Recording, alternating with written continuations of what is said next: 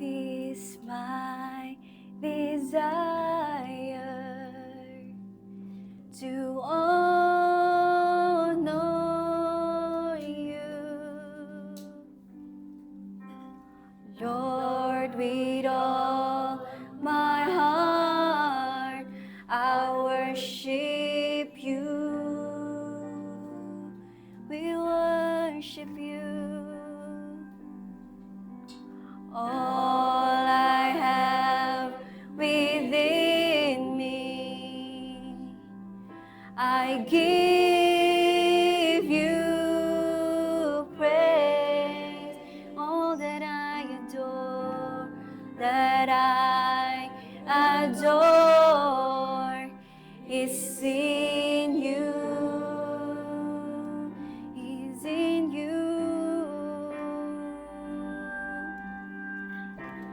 Lord, I give you my heart, I give you my soul.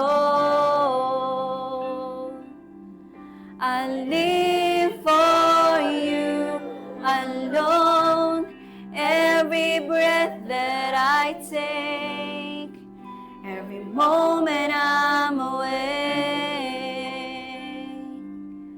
Lord, have your way in me. Lord, have your way in me. This is my desire, and this is my desire to honor you, Lord, with all my heart I worship you. We worship your name, and all I have within me, I give you praise, and all that I adore is in you, is in you.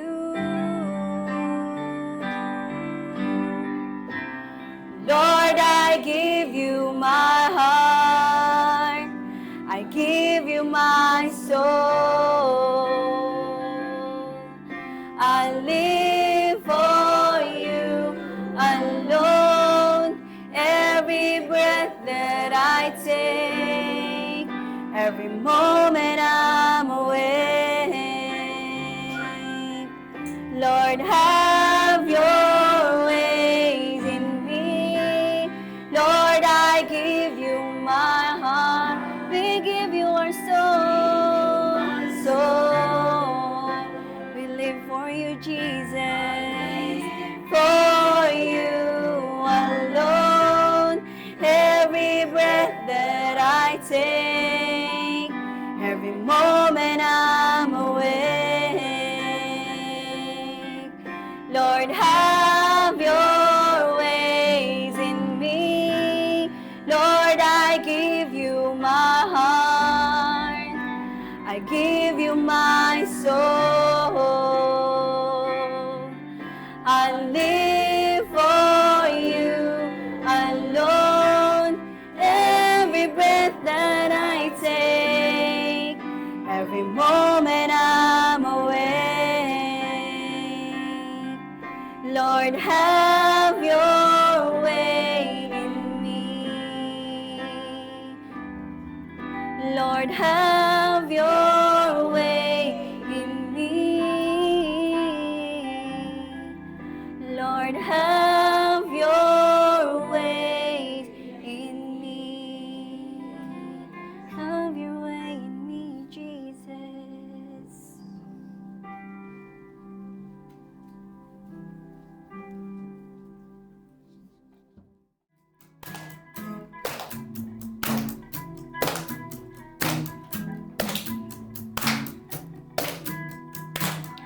I'm trading my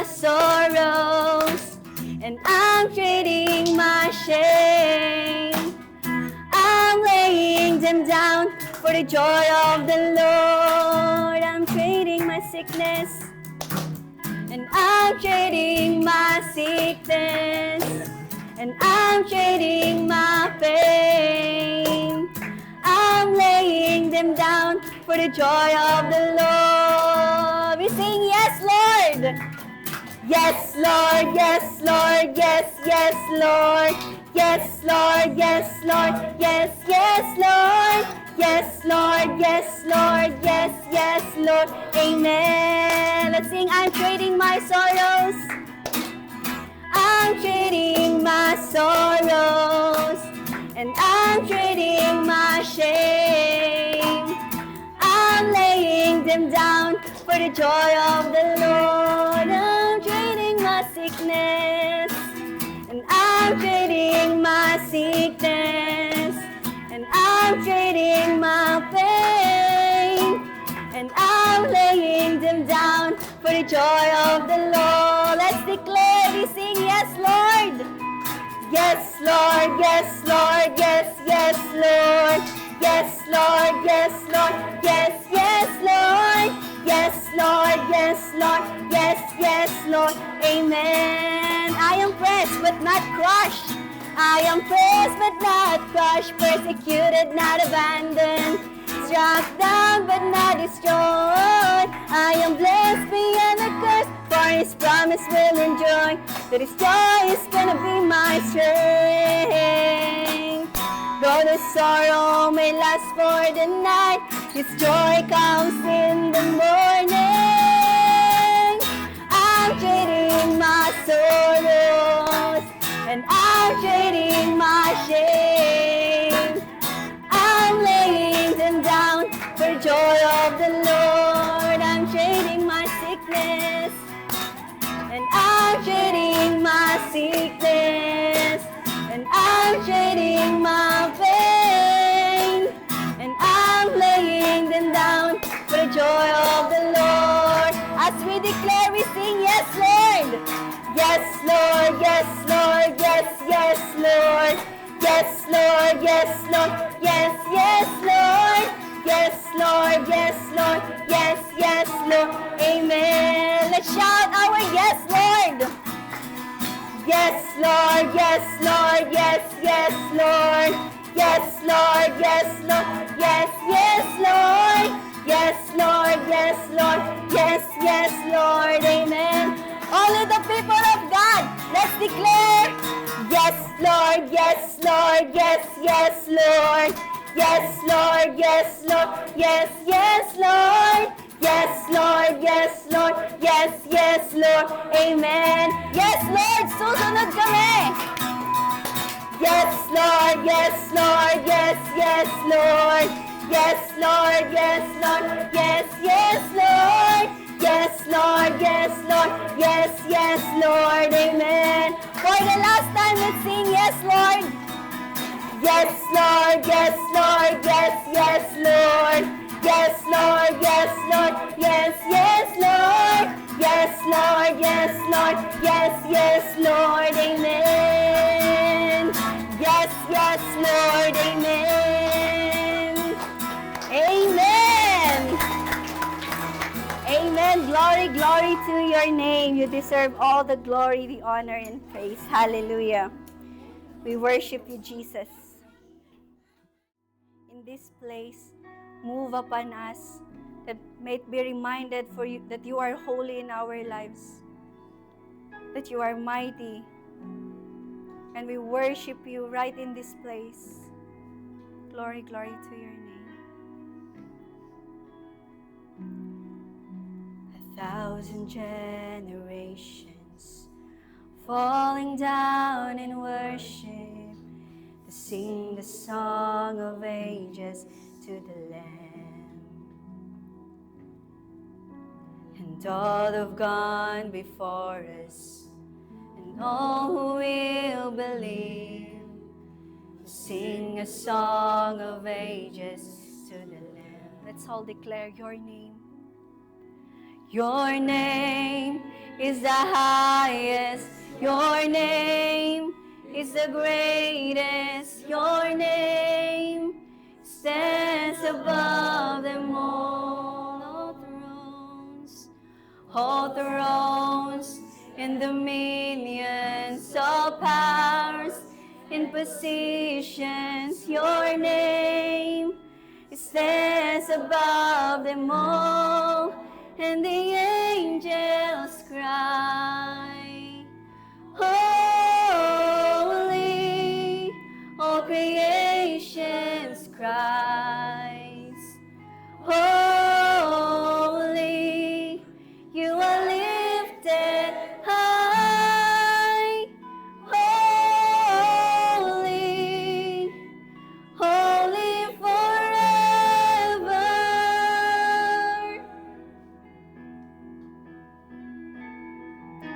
And if you've been forgiven, and if you've been redeemed, we sing the song forever to the Lord.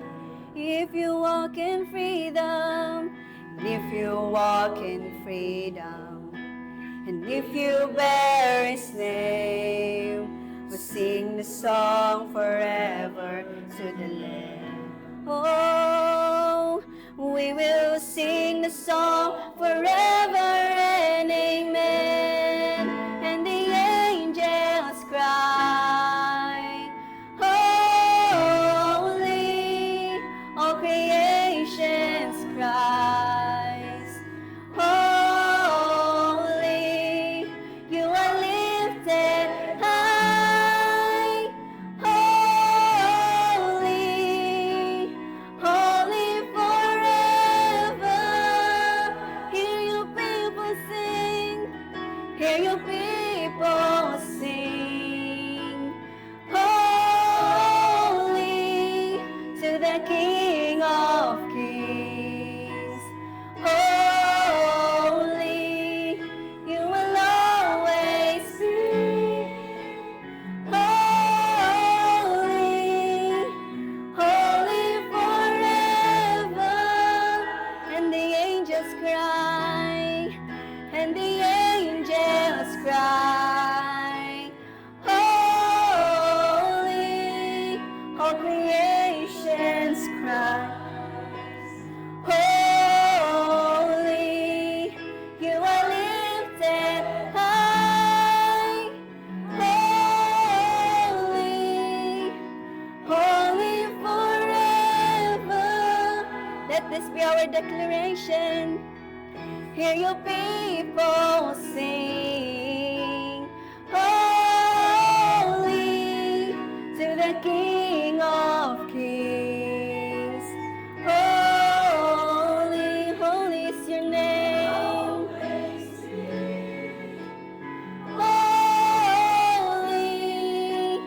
holy forever.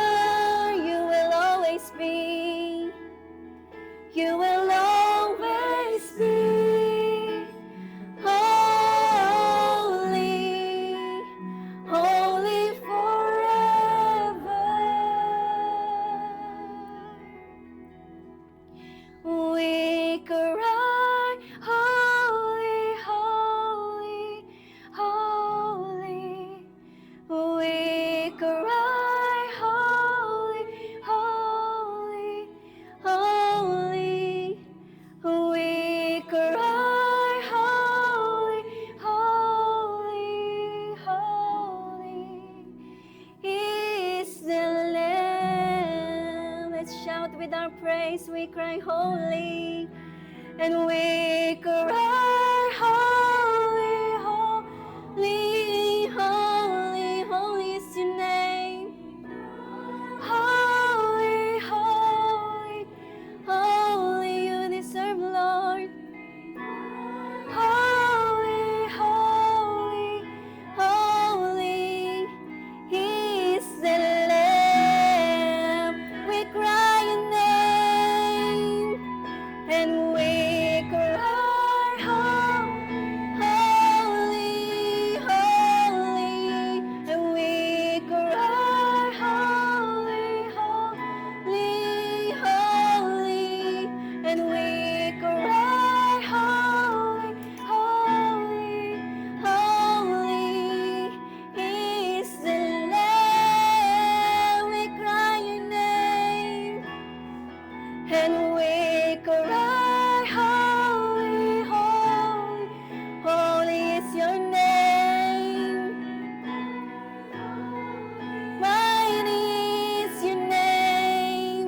and we cry, holy, holy, holy is the Lamb. Worthy is the Lamb.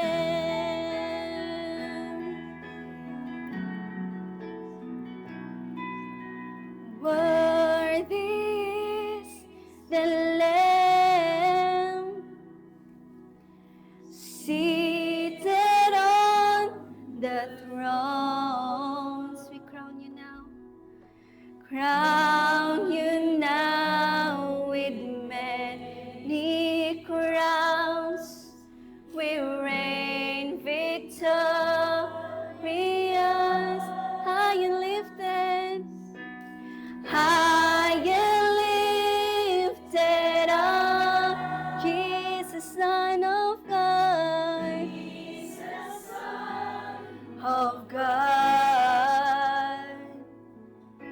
the darling of heaven crucified.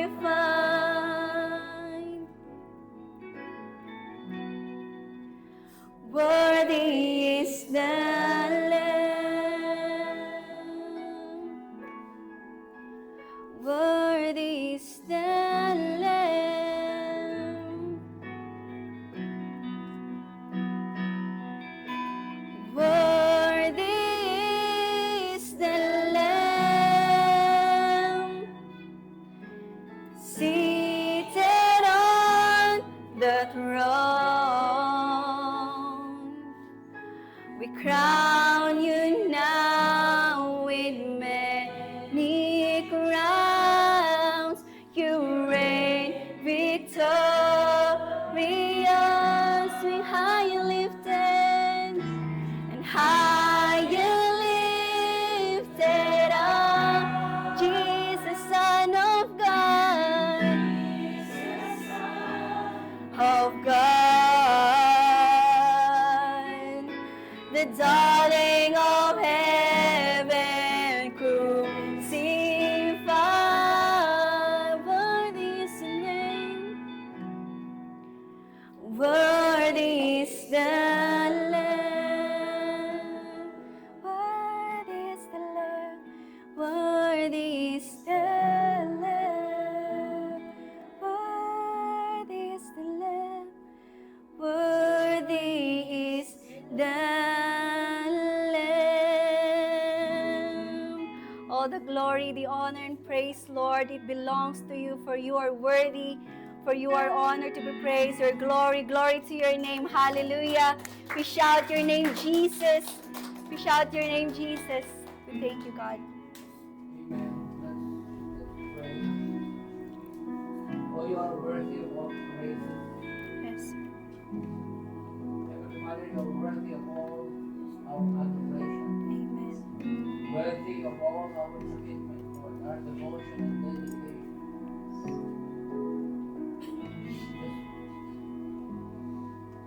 You gave what is most precious to you to the sake of people like us who do not deserve your mercy, not deserve your grace. But because you are God, you love us so much. That's why you said in your word, for God so loved the world, that He gave His one and only Son, that whoever believes in Him shall not perish but have eternal life. Amen. You showed that love, you demonstrated that love, Lord, that while we were still sinners, Christ Praise died God for for us. us. Greater love has no one than this, that He laid His life for a friend. You did not just consider us your creation, mere creation, but you considered us as your friend. You came, you gave, and you love us. So Father God, we're thankful that we, because of Christ, we will make worthy to stand before you today and every day. That you are gracious and merciful.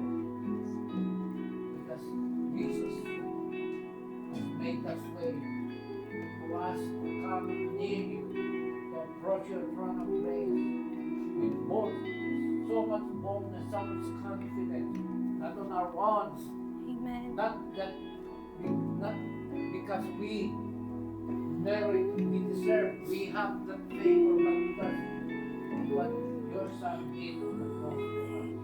And so God declared today that you are worthy of all our praises. You are worthy of all Amen. our sacrifice, our Yes, investment, Lord. Lord. You declare, and we declare that you deserve all the glory. The glory is yours alone. Because before time began, we were already in your mind, Lord. Thank you for coming to us. And thank you for the privilege that we can sing, Amen. we can pray, we can worship you, we can express for that love, that adoration for the songs that you have authored. Yes. It is not us, Lord. You are the author of all these wonderful, beautiful songs that reflect who you are. Then thank you, God, that we can come together as a family, as a community, with one accord, with one voice, with one spirit, with one aim and goal, that to lift up your name. Lord, thank you. You are so good, you are so great, Amen. and you are holy. Our Yes, God Lord. is holy. And you said in your word, be holy because I am holy. Thank you, Father, for setting us apart, choosing us. We were made for a reason, Amen. and we were set apart for a purpose. Thank you, Father. We give you all the praises, glory, and honor in Jesus' name. Amen. Amen. Amen. Let's give our Father. Hello po. Good morning po sa bawat isa. Purihin ng Panginoon at tayo ay muling binigyan ng buhay ng Panginoon at dinako tayo sa ating bahay simbahan. Napakahalaga ng buhay sa harapan ng Diyos. Kaya binibigyan tayo ng pagkakataon na muling makarinig ng magandang balita. Kumusta po ba yung ating isang linggo? Nasubok ba yung ating pananampalataya? Amen po, araw-araw po nasubok yung ating pananampalataya. Sa loob ng 6 na araw, sa ating pagkatrabaho ng 6 na araw, binigyan tayo ng kalakasan, binigyan tayo ng kagalingan ng Panginoon. Kaya yung natitira natin buhay ay bigyan natin sa pagpupuri sa Kanya. Amen po. Ang sa umaga pong ito, sa tanghali na po pala, sa araw po na ito, ang nais ko pong ibahagi ay ang kalooban ng Diyos sa lahat ng tao. Ang istorya po ng Marcos, chapter 1, verse 1 to 20, ay matagpuan po yan doon sa Matthew, sa Lucas. Ano po? 3 po yung nagkwento ng istoryang ito. Hindi lang basta kwento, ito ay totoong nangyari. Doon kay Matthew, binanggit po doon ay 2 tao ang sinasapian ng demonyo. Pero kay Marcos at kay Luke, 1 tao lang po. Pero hindi po kontradikyon. Yun lang po, nakapokus doon si Mateo, doon sa 2 tao, para mas lalong mahayag ang kapangyarihan ng Diyos. At ganoon din po kay Mark and Luke, na ganoon din, pareho lang na mahayag ang kapangyarihan ng Diyos at kung ano yung layunin ng Diyos sa buhay ng bawat isa sa atin. Para po yung mensahe na ito ay matukoy sa atin, sasalamin po natin ang nangyari doon sa taong sinasapian ng masamang espiritu. Ang sabi po dyan sa Mark, chapter 5, verse 1 to 20, dumating sila sa ibayo ng lawa, sa lupain ng mga Geresano. Pagkababa ni Jesus sa bangka, sinalubong na isang lalaking sinasapian ng masamang espiritu. Ang lalaking ito ay nakatira sa mga libingan, hindi siya maigapos kahit tanikala pa ang gamitin. Bagamat madalas siyang gapusin ng tanikala sa kamay at paa, nilalagot lamang niya ang mga ito, wala nang makapipigil sa kanya. Araw-gabi nagsisigaw siya sa mga libingan at sa kabundukan at sinusugatan din niya ng matalas na bato ang kanyang sarili. Malayo pa inatanong nito si Jesus, patakbo itong lumapit at lumuhod sa harapan niya. Sumigaw siya ng malakas, "Jesus, anak ng kataas-taasan Diyos, bakit mo ako pinakikialaman? Ipangako mo sa pangalan ng Diyos na hindi mo ako pahihirapan." Sinabi niya ito sapagkat inuutos ni Jesus, masamang espiritu lumabas ka sa taong ito. Tinanong siya ni Jesus, "Ano ang pangalan mo?" "Batalyon, sapagkat marami kami," tugon niya. At nakikiusap siya kay Jesus na huwag silang palayasin sa lugar na iyon. Doon naman sa libis ng bundok, may malaking kawan ng mga baboy na nagsisikain. Nagmakaawa kay Jesus ang masasamang espiritu. "Pasapiin mo na lamang kami sa mga baboy." At sila'y pinahintulutan lumabas nga sa lalaki ang masamang espiritu at sumapi sa mga baboy. Ang kawan may 2,000 ay nagtakbuhan sa gilid ng matarik na bangin hanggang sa nahulog ang mga ito sa lawa at nalunod. Tumakbo ang mga tagapag-alaga ng kawan ng baboy at ibinalita sa bayan at sa karatigpok ang mga pangyayari. Kaya't ang mga tao ay nagpuntahan doon upang alamin ang tunay na nangyari. Paglapit nila kay Jesus, nakita nila ang lalaking dating sinasapian ng mga demonyo. Nakaupo ito, nakadamit at matino na ang isip, at sila'y natakot. Sinalaysay sa kanila ng mga nakakita ang nangyari sa dating sinasapian ng demonyo at sinapit ng mga baboy. 17. Dahil dito, nakiusap ang mga tao kay Jesus na umalis siya sa kanilang lupain.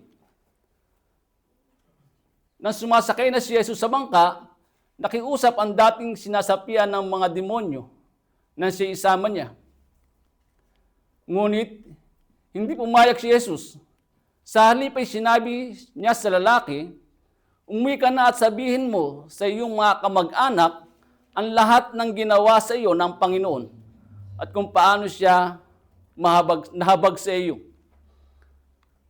20, last verse. Umalis ang lalaki at pinamalita sa buong Decapolis ang ginawa sa kanya ni Jesus at namangha ang lahat na nakarinig noon. Tayo po ay manalangin. Hallelujah. Hallelujah. Ama namin Diyos na nasa langit, maraming pong salamat, amin Diyos, sa araw na ito. Na muli mo kami, O Diyos, pinagkalooban ng kalakasan at buhay. Salamat, Panginoon, sapagkat Ikaw yung nagbibigay sa amin ng kalakasan upang sa isang linggo namin pagkatrabaho, Panginoon, sa 6 na araw namin pagkatrabaho, O Diyos. Ama, ay mapagtagumpayan namin, Panginoon. At sa isang araw, O Diyos, na ipinagkaloob mo sa amin, upang ikaw sambahin at dakilain sa espiritu at katotohanan. Salamat po, Ama, O Diyos, sapagkat kailanman, Panginoon, na hindi ka nagkukulang. Ikaw, O Diyos, yung nagsusustain, O Diyos, ng aming pangangailangan. Even, O Diyos, Ama, yung aming mga naranasan, sakit at karamdaman, O Diyos, ikaw po yung nagbibigay sa amin ng kagalingan. Panginoon, maraming pong salamat. Kaya naman, karapat-dapat ka namin, O Diyos, maparangalan at madakila, purihin. Amin Diyos dito sa lupa, gaya ng mga nasa langit. Panginoon, salamat po amin Diyos at ang mensaheng ito, Panginoon. Hawakan niyo po, O Diyos, ang inyong lingkod, even yung aking dila, Panginoon. Na ikaw yung maparangalan, O Diyos, sa mensaheng ito. Nakakamangha kang kimilos, O Diyos, sapagkat walang mahirap sa iyo, aming Diyos, tulad ng aming inawit, Panginoon. Walang imposible sa iyo. Kahit nga, O Diyos, yung mga mahang isda, magsasaka, Panginoon, pag tinawag at pinili mo, Panginoon, Ikaw, O Diyos, ay nagbibigay ng karunungan upang maitayo at ang kapangyarihan mo, O Diyos, Ama, ang mahayag. Panginoon, marami pong salamat, dakilang Diyos, at minsan pa, patawarin niyo, O Diyos, ang inyong lingkod sa lahat ng aking pagkukulang at kasalanan. Amin, Diyos, upang maging karapat dapat, O Diyos, sa iyong harapan, Ama, ang mensaheng ito.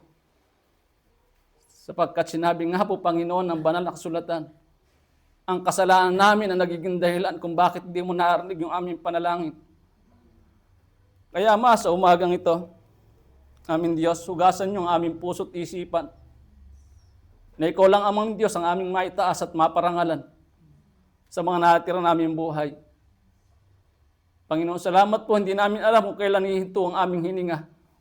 Pero habang kami hinihinga at nakatayo, nakakalakad, at ang aming mga kamay ay gumagalaw na pagpupuri sa iyo, amin Diyos, igagawin namin. Sapagkat napakahirap na, O Diyos, Ama, kung kami nasa banig ng karamdaman, hindi mo na kami magagamit at hindi na kami makakalakad. Kaya, O Diyos, sasamantalahin namin, Panginoon, habang kami nakakatayo, nakakapagsalita, habang ang aming mga kamay ay naiwagay namin sa pagpupuri sa iyo, ay gagawin namin. Kaya sa umagang ito, Panginoon, sa araw na ito, amin Diyos, tanggapin mo yung aming pagpupuri. At anuman dakilang Diyos ang gawa ng demonyo at diablo sa apat na sulok, O Diyos, na establish na ito.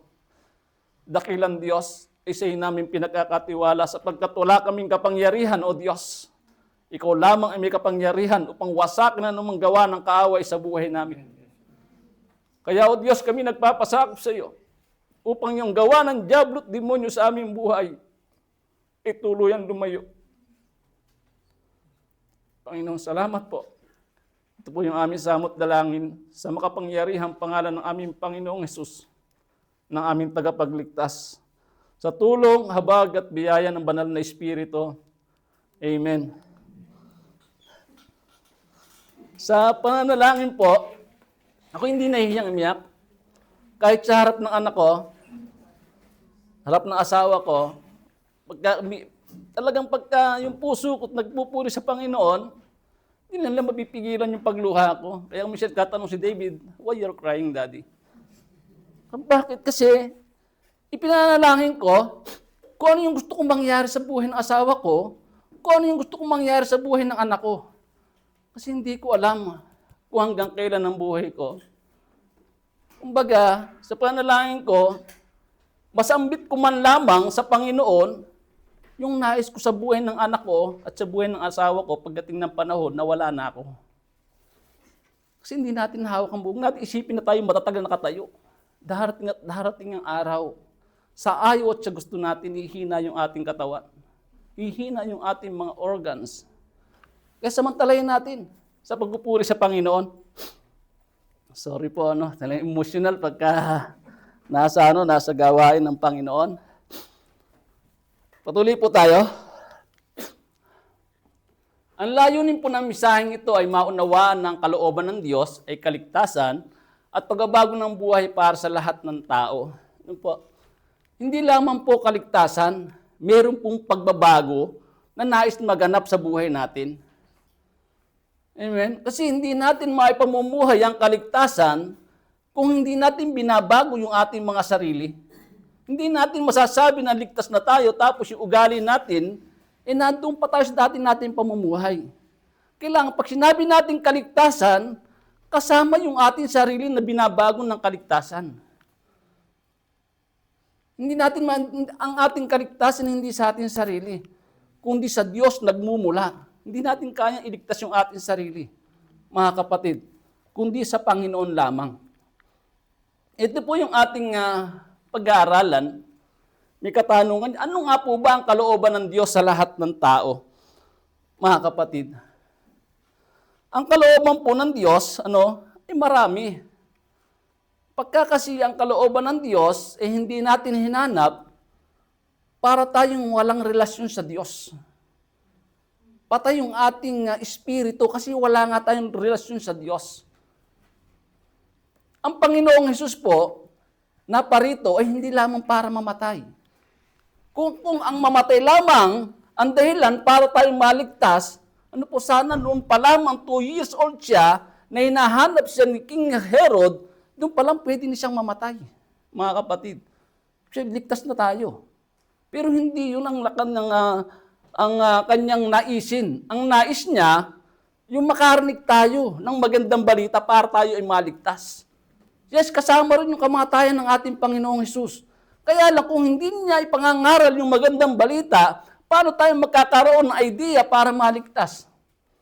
Para lang tayong tao ng una, handog ng tupa, handog ng baka, para sila mapatawad sa kasalanan, pero yung kaligtasan, hindi nila inaaral kung paano. Amen po? Ganun din sa ating buhay. Kung wala si Kristo sa ating buhay, hiwalay tayo sa Kanya spiritually. Di po ba?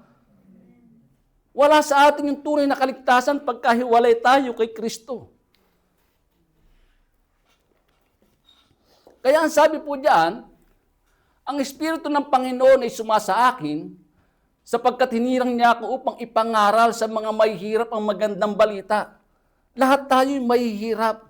Kahit meron pang BMW yan, kung wala sa kanya si Kristo, maaari sabihin sa kanya, mahirap siya spiritually.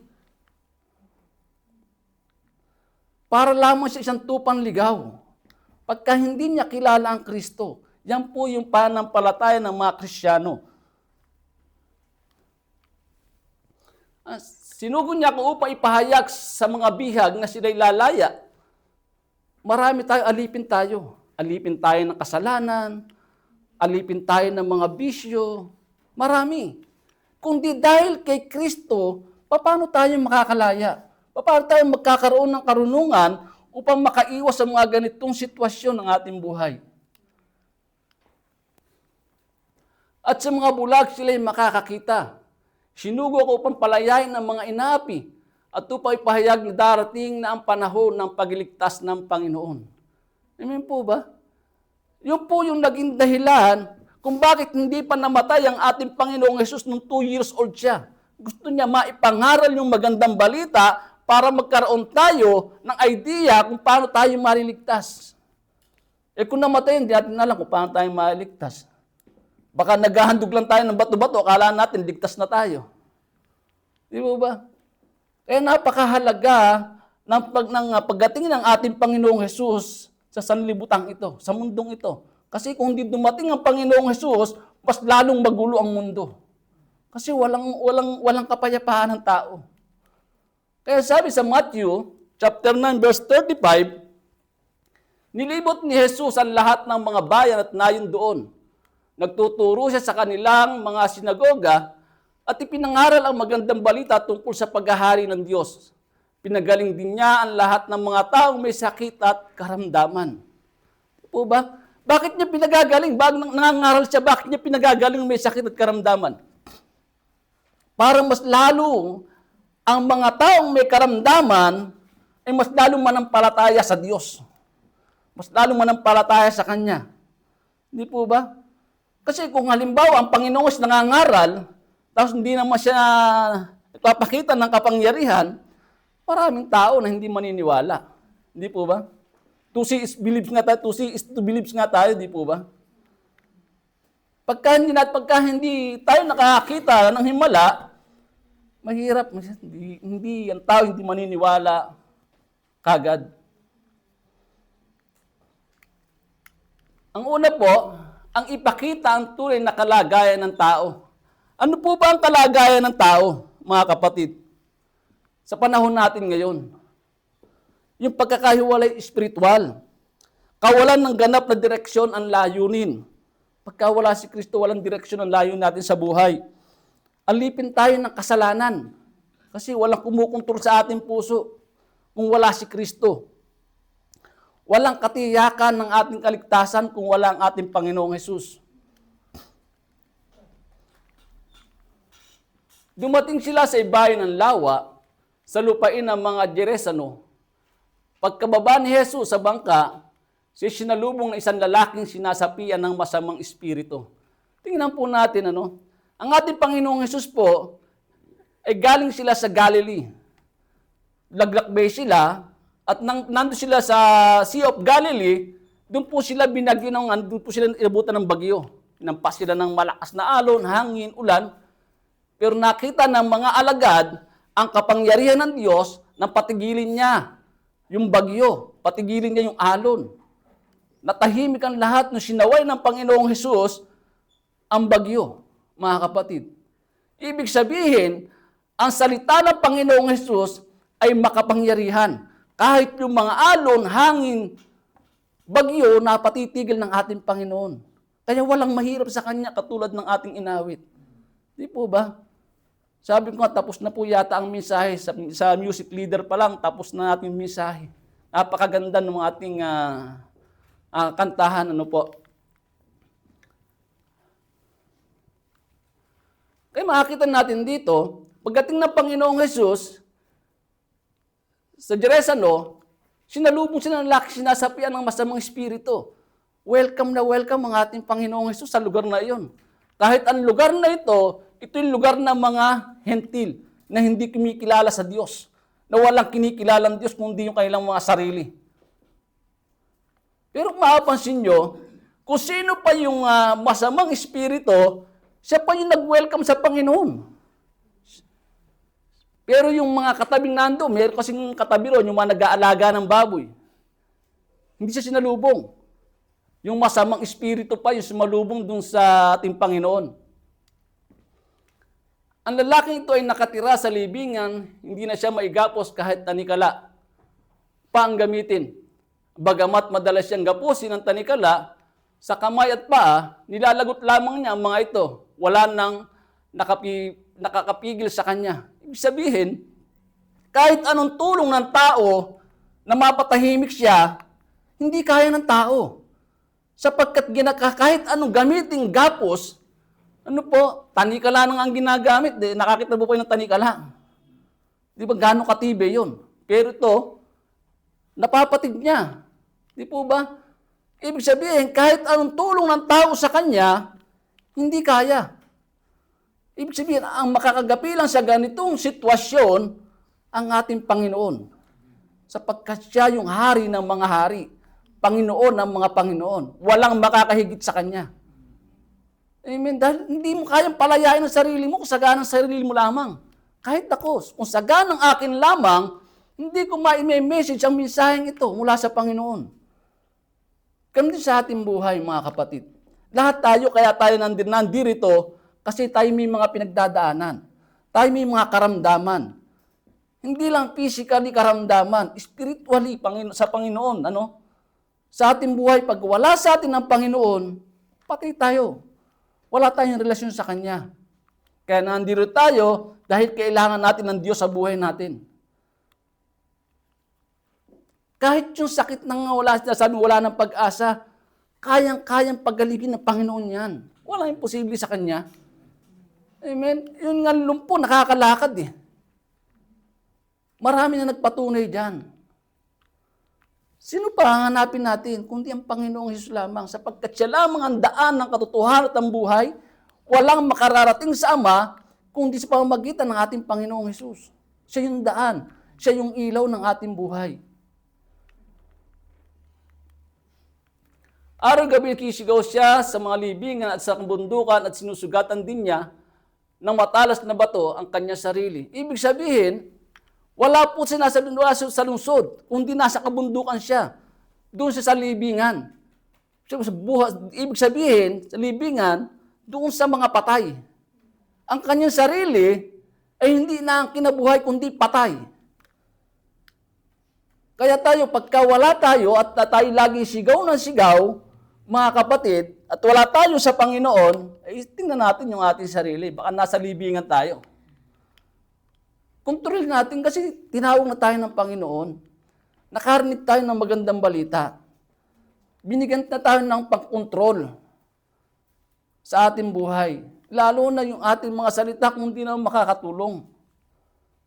Magsisigaw man tayo, mga kapatid, kung wala naman sins, wala rin saysay. Tulad nito, yung masamang espiritu, bakit siya nasigaw? Kasi wala siyang relasyon sa Diyos.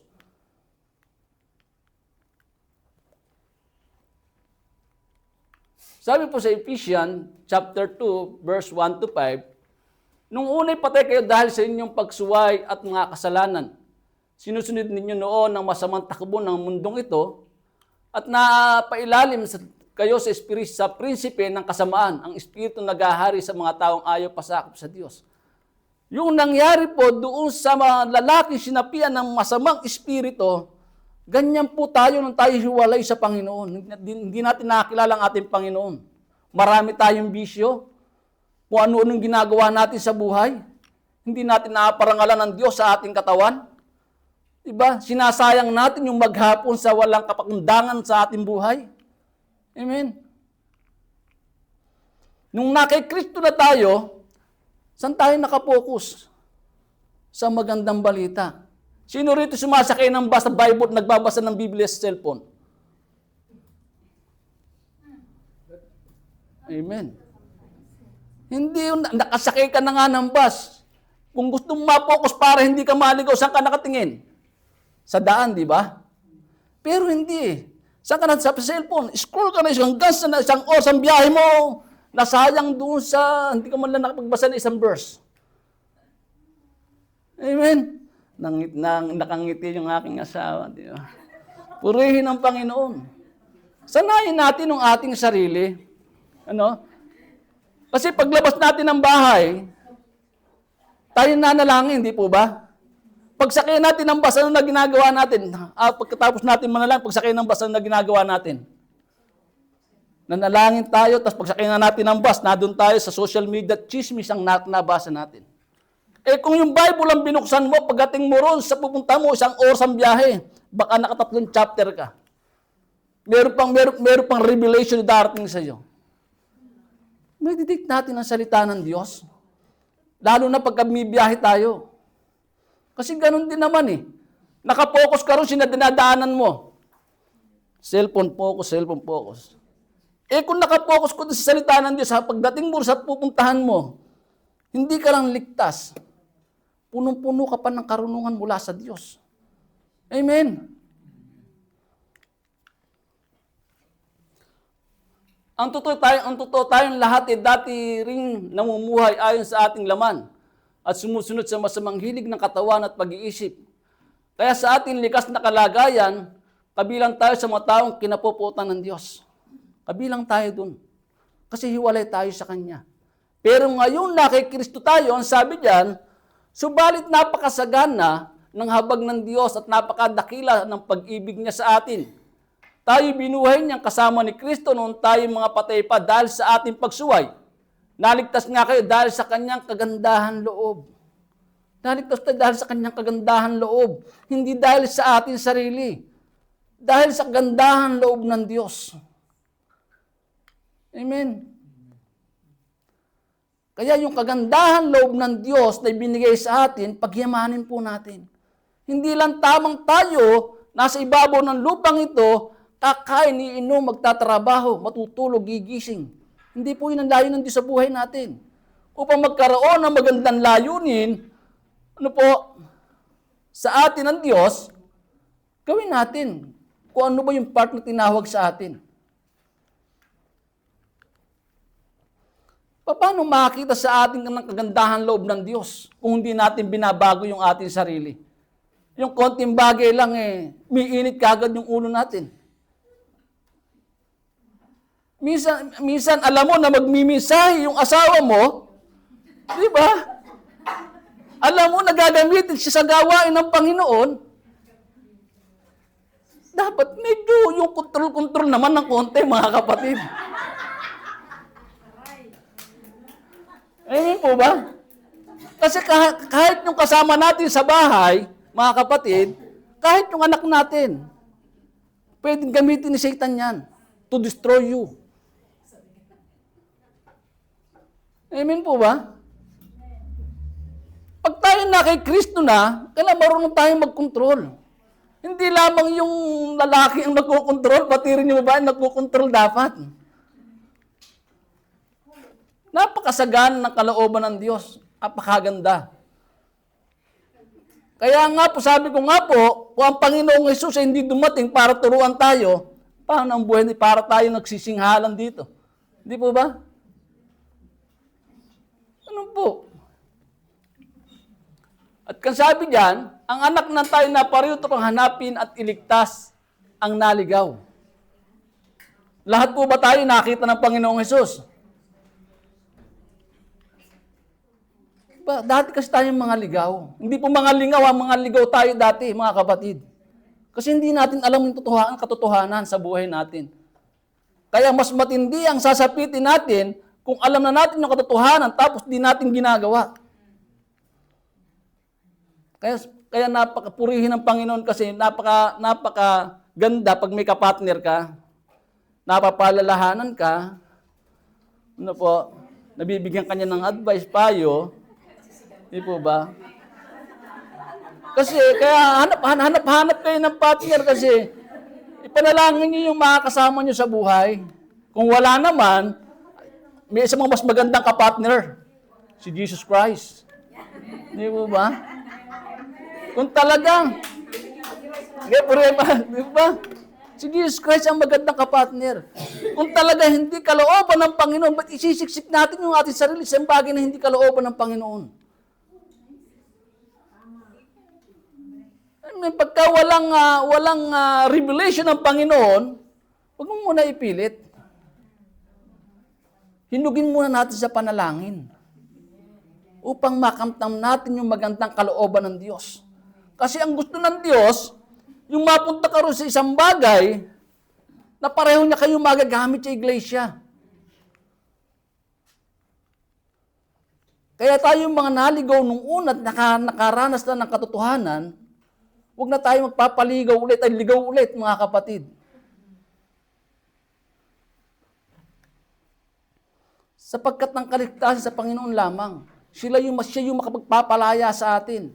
Eh sabi niya, sa John chapter 8, verse 36, kayo'y tunay na lalaya kapag pinalaya kayo ng anak. Paano tayo makakalaya?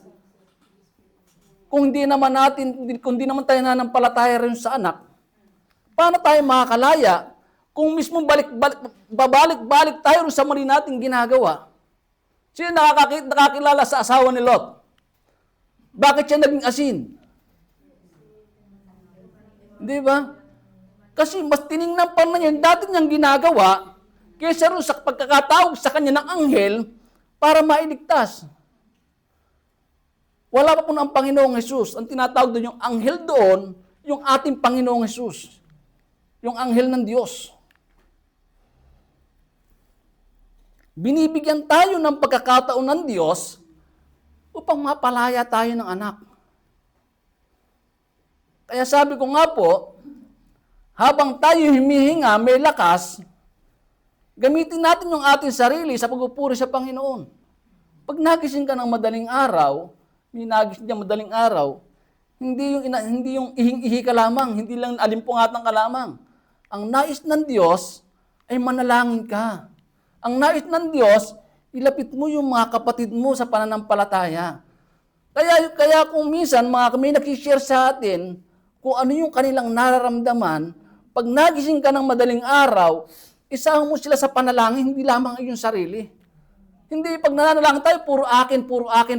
Hindi po. Kailangan kasama yung ating mga mahal sa buhay, kasama yung ating mga kasama sa pananampalataya. Kasi pinalaya na tayo ng Diyos. Hindi tayo nabubuhay sa sarili lamang natin. Nabubuhay na tayo kasama ni Kristo at kasama ng mga mananampalataya. Mga mananampalataya po, hindi po mga mananaya. Amen po ba? Kasi inalis na tayo ng Panginoon doon. Amen. Inalis na tayo doon sa buhay pananaya. Pananampalataya na po tayo ngayon. Salamat sa Diyos. Bakit? Kasi walang waiting dito. Kung may waiting dito, baka may magalit pa sa akin. Amen. Pangalawa na po tayo. Medyo mahikli lang po ito. Siguro mga 1 oras kalahati lang po. Sabi Mr. Ed to yan. Okay. Ang palayain ng lahat ng tao sa masama nilang kalagayan. Yun. Kasama tayo dun kasi kasama tayong pinalaya ng Panginoon sa masama nating kalagayan. Hindi lamang yung sinapian ng masamang espiritu. Sa atin may sumasapi din ng mga panahon na yun. Masamang espiritu rin. Minsan, akala nyo yung marites, hindi masamang espiritu yun. Masamang espiritu pa rin po yun. Kaya ingatan natin, baka mamaya, kamamarites, nakakasakta para tayo ng kalooban. Pwede tayong magkwento doon sa mapagkakatiwalaan natin na hindi tayo i-blame. Kasi pag naikwento mo na hindi naayon doon sa kalooban ng tao, ikaw pa yung magiging punot dulo ng lahat ng kaguluhan.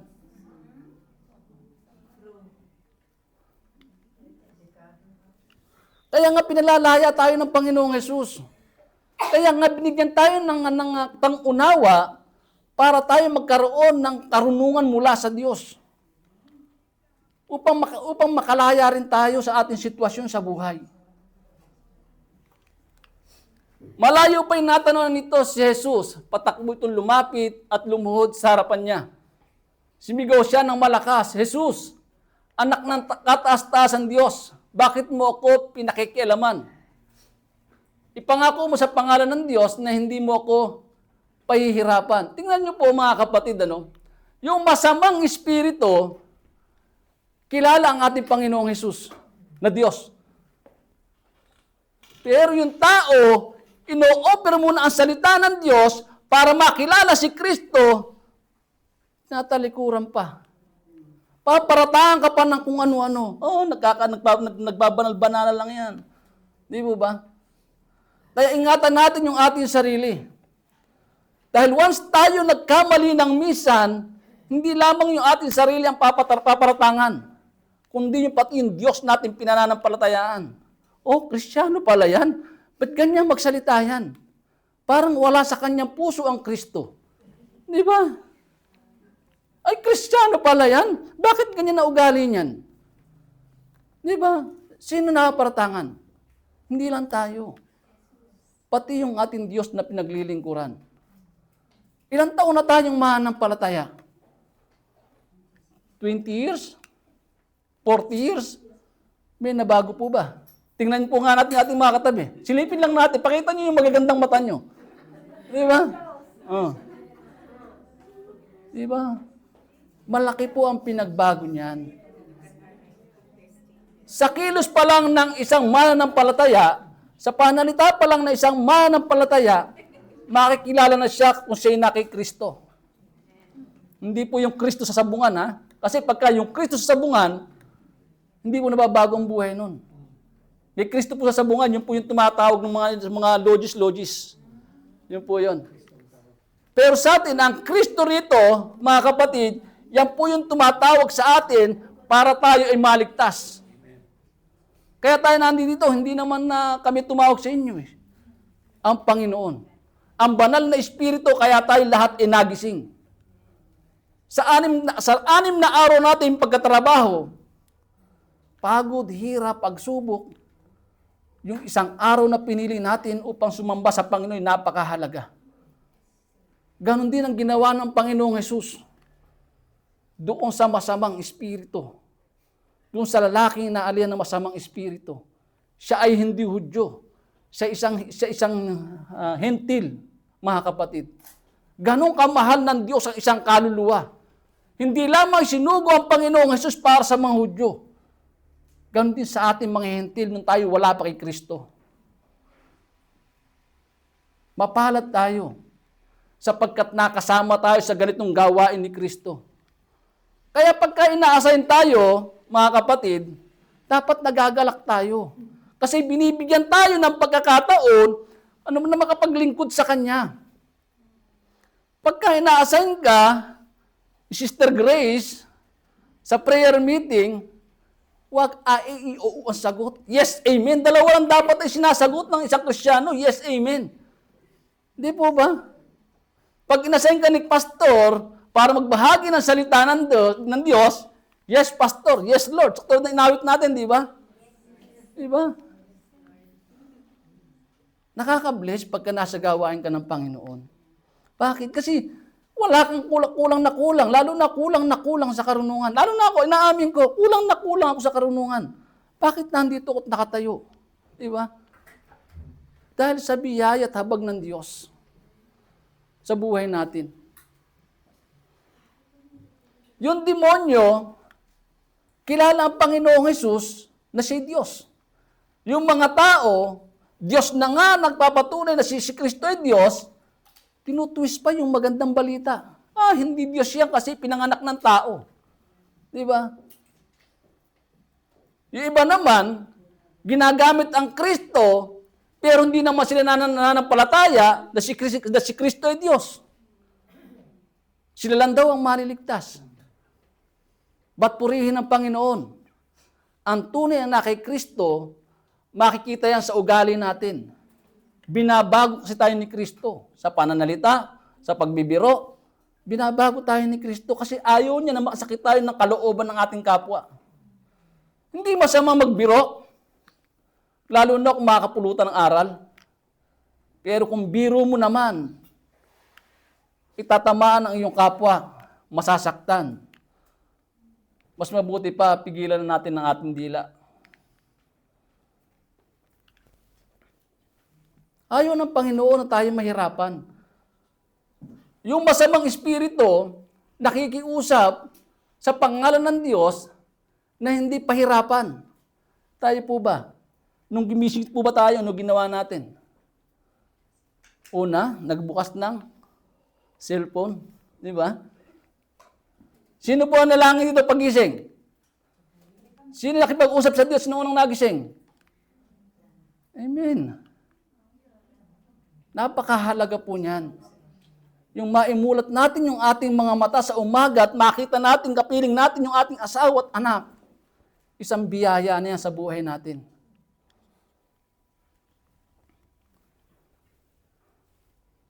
Sinabi niya ito sapagkat inutos niya na masamang espiritu na lumabas ka sa taong ito. Yung salita po ng ating Panginoong Hesus, kung paano nangyari doon sa bagyo, doon sa malakas na bagyo sa Sea of Galilee, ganun din po kapangyarihan na sinabi niya rito doon sa masamang espiritu. Kung paano pinahinto ng Panginoong Hesus ang bagyo, alon, hangin, doon sa Sea of Galilee, ganun din niya pahihintuin ang masamang espiritu na pumasok doon sa lalaki. Kaya nang alisin ng Panginoong Hesus yan. Tinanong siya ni Jesus, anong pangalan mo? Batalyon. Sapagkat marami kami. Tugon niya. Pag sinabi po ang batalyon, si Pastor, alam mo, kasi sundalo si Pastor. Alam niya kasi sinabi ang batalyon. Hindi lang 300 yan. Lagpas pa roon. Ibig sabihin, batalyon, meron pang kasunod yun. Hindi po ba? Ganun po kalakas ang espiritu na pumasok doon sa isang lalaki. Batalyon, napakarami, baka hindi natin kakayanin yun kung sa ating buhay. Di po ba? Pero dahil kay Kristo, kaya natin pagtagumpayan ang pagsubok. Hindi dahil sa ating lakas, hindi dahil sa ating karunungan para tayong managumpay, kundi dahil sa lakas at kapangyarihan ng Diyos sa buhay natin. Amen. Yung iniinda natin sa buhay, kayang pagalingin ng Panginoon yan. Kung ang problema lang ay pinansyal, kaya kang pagpalain ng Panginoon. Pero siyempre, kailangan natin kimilos. Hindi lamang tayo uupo at mag-aantay lamang diyan ng biyaya. Amen. Yung ibinigay sa atin mga employer, mga kapatid, yung isang biyaya ng Diyos. Kung bakit nasusustain yung ating pangangailangan sa buhay. Kaya pag tayo natanggap sa trabaho, pahalagahan po natin. Habang tayo nagtatrabaho, ang iniisip natin, ang maparangalan natin si Kristo, hindi yung ating sarili.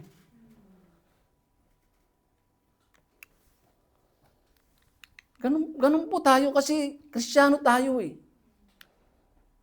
Pagka hindi natin naparangalan ang ating Panginoong Hesus sa trabaho na yon, mismo ang ating Panginoong siyang kikilos para tanggalin tayo sa trabaho na yon. Kaya niyang bawiin ang lahat sa buhay natin. Mga kapatid. Si Job, mayaman. Di ba? May mga anak. Marangya ang buhay. Ipinakita ng Diyos na kaya niyang bawiin kung ano yung ibinigay niya sa iyo pagka hindi mo siya pinarangalan.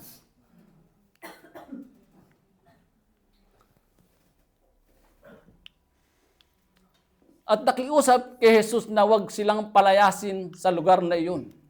Ganun lang ang pakikiusap nila sa ating Panginoong Jesus. Kung yung masamang espiritu, ilang beses nakikiusap sa Panginoon, tayo po ba? Paggising natin, ilang beses tayong lumuluha sa Panginoon? Ilang beses ba tayong nakikiusap sa Panginoon? Kontento na ba tayo, nagising lang tayo sa umaga? Na hindi man lang tayo nakipag-usap sa Diyos? Kung ano yung layunin niya, ba't pa tayo ginising? Dapat marunong tayo magtanong sa Diyos. Pagkapagising natin, ang isipin natin, trabaho kagad. Ang isipin natin si Kristo, siya yung magbibigay sa atin ng kaginawahan sa trabaho. Hindi lamang pinansyal. Bibigyan tayo ng lakas ni Kristo upang mapagtagumpayan natin ang anumang pagsubok.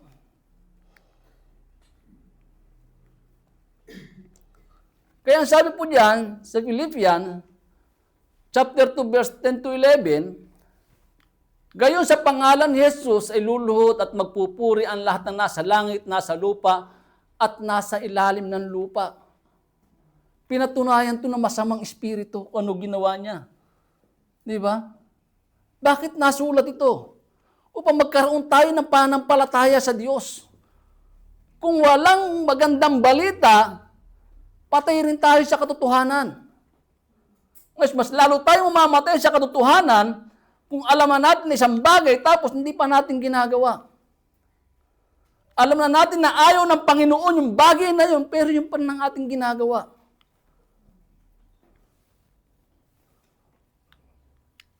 At para sa kaluluhati ng Diyos Ama ang lahat ng kapahayag na si Yesu Kristo ang Panginoon. Lahat. Darating at darating ang mga araw. Yung mga hindi kilala kay Kristo, darating ang panahon sila magpapahayag ang ating Panginoong Hesus ay Diyos. Nung ako po ay nakulong, meron po akong nakasamang Pilipino dun sa Riyadh. 8 araw po ako sa kulungan.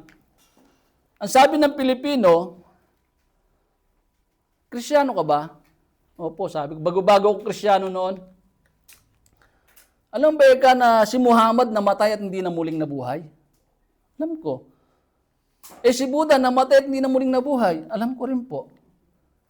Pero si Jesus Christ, namatay at muling nabuhay, hindi para sa kanyang sarili, kundi para sa atin, kundi para iligtas tayo, kundi para bigyan tayo ng tunay na pananampalataya na darating yung araw, mamatay man tayo at mawala sa ibabaw ng lupang ito, bubuhayin din tayo mga kapatid. Kaya yung ating pananampalataya ay hindi mawawala ng kabuluhan. Ito'y may pag-asa sa hinaharap. Kaya sabi ko sa kanya, tapos nung nagsala na, kasi pantawag doon sa nagpe-pray yung mga Muslim, sala. Nung nagsala na, sabi niya, tara manalangin tayo. Ba't tayo mananalangin? Nung pala, nag-convert siya ron sa Muslim.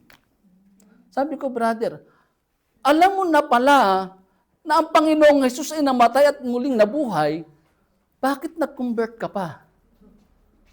Ang sagot niya sa akin, nakikisama dahil nasa loob ng kulungan. Nung inilipat ako ng kulungan, kasi 2 kulungan po yata pinaglipatan sa akin para ganun po yung mga Arabo, nililipat ka kung saan saang kulungan para yung naghahanap sa iyo mahirapan. Pagdating ko rin sa kabilang kulungan, tinawag ako ng Egyptian yata. Yan. Sabi niya sa akin, sa salita po ng Arabic, Pilipini taal. Ano ibig sabihin? Pilipino, halika rito, manalangin tayo. Sabi ko, no. Sabi sa kanya, I have God. I have Jesus Christ. Ngayon, habang nananalangin sila, nananalangin din ako, Lord. Sabi ko, kasi Friday ang pagsamba. Sabi ko, Lord, Wednesday na ngayon. Tapos Friday, gawain. Gusto ko pong sumamba. Hindi pa dumarating yung Friday, Pinatawag ako ng kapitan. Dala-dala kasi doon, bawal ang Bible. Meron akong dalang bag na maliit. Bible po yung laman, may Bible ang laman. Sabi sa akin ng pulis doon, ano ito? Sabi ko, Filipino book. Dinala sa kapitan, binuksan. Hindi naman lang mabasa kasi Tagalog, di mo ba? Sabi ko, Filipino book. Tapos sabi nung pulis, tawagan mo yung employer mo, makakalabas ka na. Ngayon, ang ginawa ngayon, nung employer ko nagpunta roon, yung employer ko hindi nagpakita sa akin, kinausap lang yung pulis. Pero pinaiwanan yung Bible ko, yung bag ko.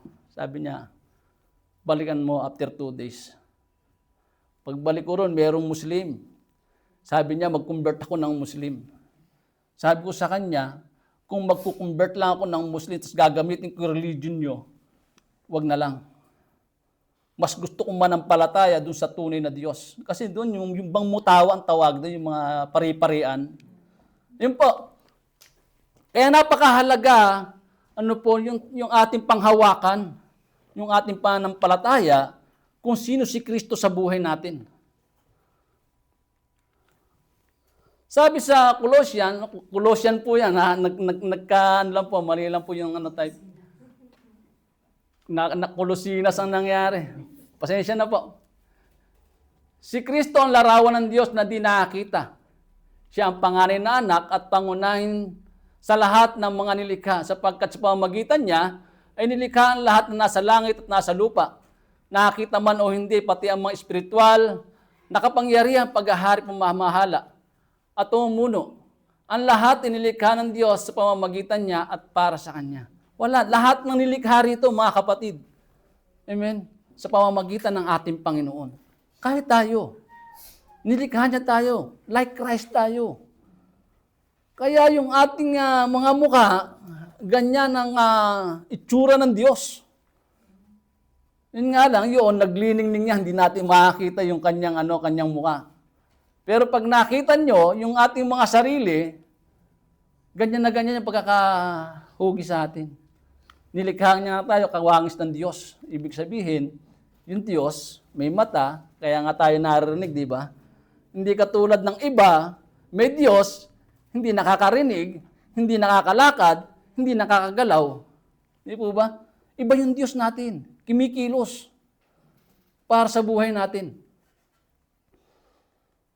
Yon, malapit na po. Ang ipagkaloob sa tao ang tunay na kalayaan. Ito yung gusto natin, yung makalaya tayo sa lahat ng uri ng kasalanan. Sa bisyo nga lang, sa experience ko, niluluhod ko. Sa sigarilyo lang, niluluhod ko sa Panginoon kasi hindi ko kaya eh.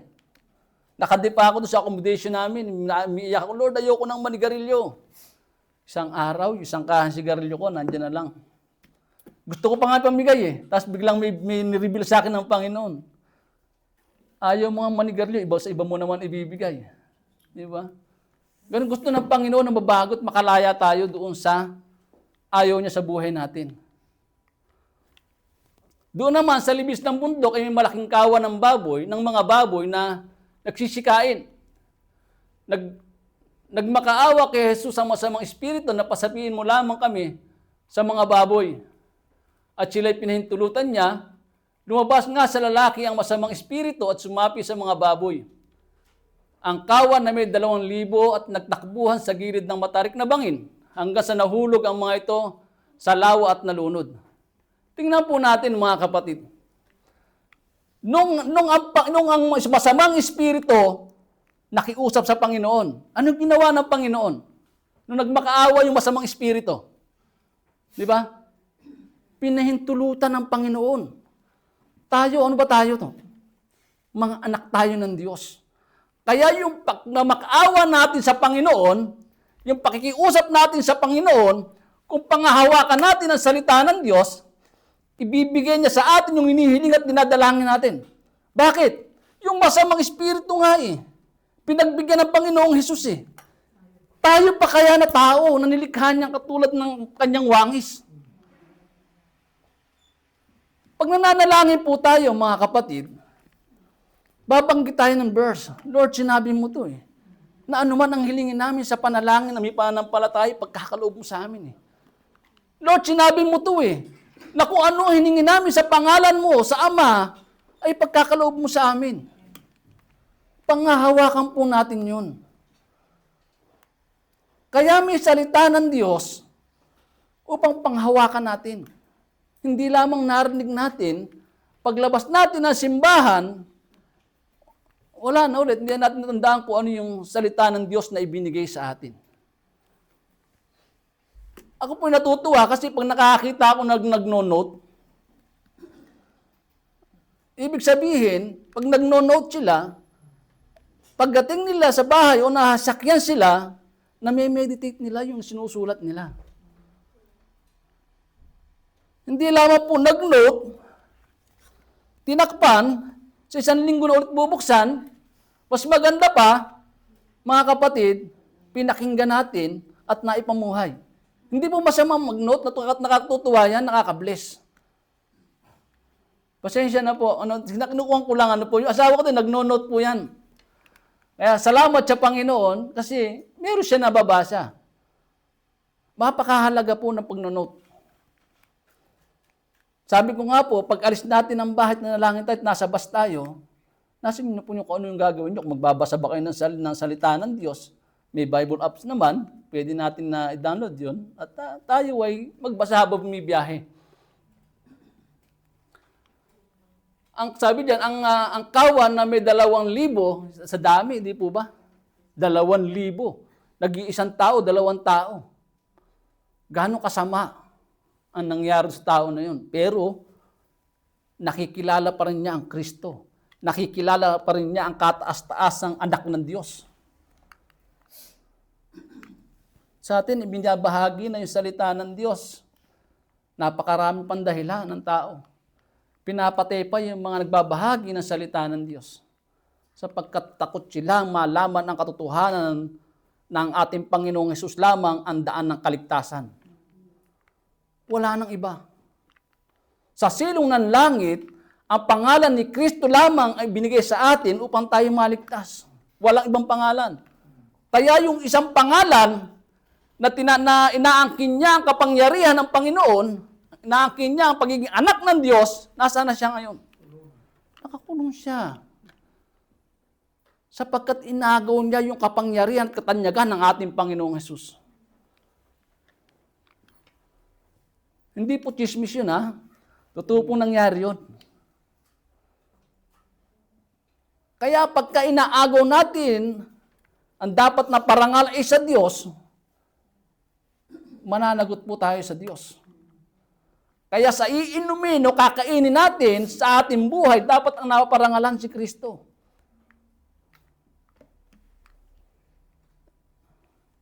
Hindi kakain lang tayo, wala man lang tayong thank you Lord. Di ba? Nakasubo na, nakakalahati ng kumakain, saka naalala, hindi pa tayo napanalangin, di ba? Dapat na nalangin tayo, una pa lang, nandun naman nalangin na kagad tayo. Nasa mid na, di ba pala ako nakapanalangin, di ba? Purihin ang Panginoon kasi binibigyan niya tayo ng pagkaunawa. Salamat sa asawa kong mahal, pagka nakakalimutan manalangin, di ba tayo nakapanalangin? Di ba? Kaya sabi ko nga po, napakahalaga ng may kapartner sa buhay. Di ba? At yung nung nalunod yung baboy, hindi po namatay ang espiritu, ha? Yung baboy lang po yung namatay. Sapagkat espiritu, hindi na po namamatay yun. Inaantay na lang po yung kanilang pagdating ng ating Panginoon, sila ipaparusahan din. Ano po? Yung baboy po, kaya doon sumapi yung nung sa Old Testament, kaya doon sumapi yung masamang espiritu, kasi noon, itinuturing na marumi yung baboy. Marumi sa kanila kasi raw, biyak ang paa. Alam natin, di ba, sa mga tradisyon, biyak daw ang paa. Pero nung dumating ang Panginoong Hesus, makakain na. Sapagkat ang sabi niya, ano po? Hindi nagkakasala ng tao doon sumapasok sa kundi yung lumalabas. Di ba? Kaya sabi ko nga po, yung paglabas ng ating salita, pagka kasi nakasakit tayo ng salita, napakahirap ng bawiin. although napatawad mo siya, pero sa puso mo, may kirot pa rin. Kaya ingatan po natin, hindi po masama na makipagkwentuhan. Ano po? Basta yung ikukwento lang natin ay yung tama at doon sa mapagkakatiwalaan, hindi upang hindi ka mapunot dulo ng issue. Tumakbo ang mga tagapag-alaga ng kawa ng baboy at binalita sa bayan at sa Karatig Puok ang mga pangyayari. Kaya ang mga tao ay nagpuntahan doon upang alamin ang tunay na nangyari. Tingnan po natin, di po ba? Anong ginawa nung tagapag-alaga? Nagtakbuhan din, tumakbo rin sila katulad ng baboy. Di ba? Sa halip na sumamba muna sila sa ginawa ng Panginoong Hesus, ang ginawa nila, tinalikuran nila ang Panginoong Hesus, tumakbo rin. Sa halip na inalalaya ng Panginoong Hesus upang makapasok doon sa kanilang lugar, ang ginawa nila, tumakbo. Ichinismis na ang nangyari. At nagpunta nga ron yung mga kababayan na pagsabihan niya upang alamin kung ano nangyari. Sabi diyan, paglapit nila kay Jesus, nakita nila lalaking dating sinasapian ng mga demonyo, nakaupo ito at nakadamit na at matino na ang isip at sila'y natakot. Di ba? Mas natakot pa sila nung nakita nila yung lalaki na matino na. Mas nasasanay sila doon sa lalaking walang damit kasi nakalagay din, nakadamit na eh. Nakadamit. Ibig sabihin, walang damit ito. Ang demonyo, ang masamang espiritu, gusto niya hubaran tayo at ipakita yung ating kahihiyan. Ang Panginoon, ang nais niya, tayo ay bihisa ng bagong pagkatao. Ang demonyo, gumagamit yan ng pamamaraan kahit isang maliit na punit lamang. Mga kapatid, pwedeng gamitin ng demonyo yan para mangwasak ng kapwa. Nang palabasin si Eva at Adan doon sa Garden of Eden, ano ginawa ng Diyos? Ano ginawa ng Panginoon? Dinamitan. Kasi gusto ng Diyos, tayo nakadamit upang hindi nakalabas yung ating kahihiyan. Sa panahon ngayon, mga kapatid, wala na, hindi ko sasabihin walang hiyang tao. Hindi na nahihiya ang tao. Bakit? Sa TV. Di ba sa mga nagsushow, ipinakikita na ang dapat pakita. Di po yung gusto ng layunin ng Diyos sa buhay ng isang tao. Lalo na pagka Kristyano ka na.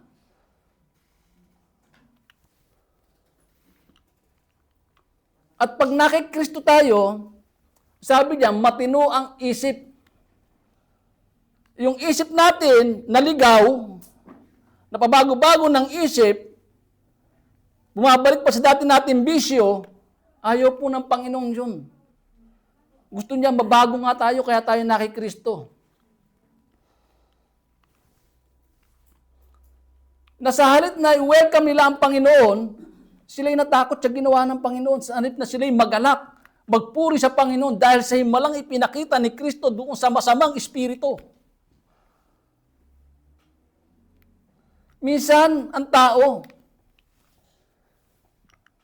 hindi nakapagpupuri dahil sa takot. Hindi makakilala sa Diyos dahil sa takot. Alam na natin na may magagawa si Kristo sa buhay natin, pero ayaw pa natin sundin ng Kristo, ang Panginoon. Huwag po tayong matakot. Yes, nakakaramdam tayo kung minsan ng ganyan dahil tayo nasa katawan lupa pa.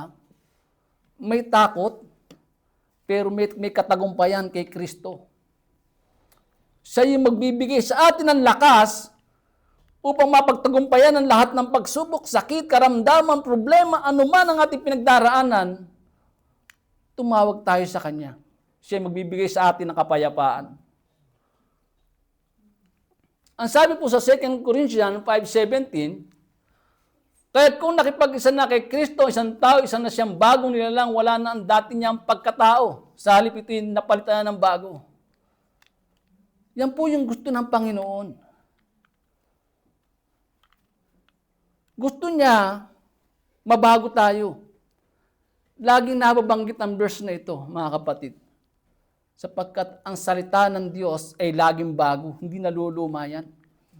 Dahil pinapaalala niya sa atin na tayo nakipag-isa na kay Kristo. Kaya kung tayo nakipag-isa na kay Kristo, sa pagmamahal sa magulang, sa pagmamahal sa anak, sa pagmamahal sa pamilya, sa biyanan, sa mga kapatid ng asawa mo, dapat na ipapakita yun. Amen. Ganun po ang nais ng Panginoon sa buhay natin.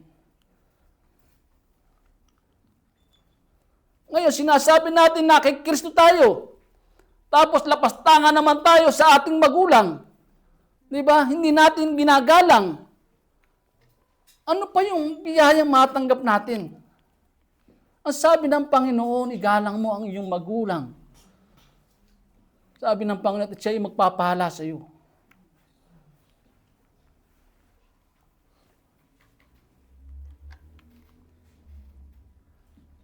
Sabi po sa Ephesians chapter 4, verse 22-24, iwanan ninyo ang dati ninyong pamumuhay, iwanan ninyo ang inyong dating pagkatao na napapahamak dahil sa masamang pagnanasa. Magbago na kayo ng diwa at pag-iisip. At ang dapat ninyo isuot ay ang bagong pagkatao na nilikha ng kalarawan ng Diyos, na nahayag sa matuwid na banal na pamumuhay ayon sa katotohanan. Tingnan po natin mga kapatid. Ano daw po ang dapat natin suot? Ang bago nating pagkatao na nilikang kalarawan ng Diyos. Kaya napakahalaga po, mga kapatid, nang makita sa atin yung talagang tunay na pagbabago. Sapagkat yan nga po nakikita yung larawan ng Diyos sa buhay natin.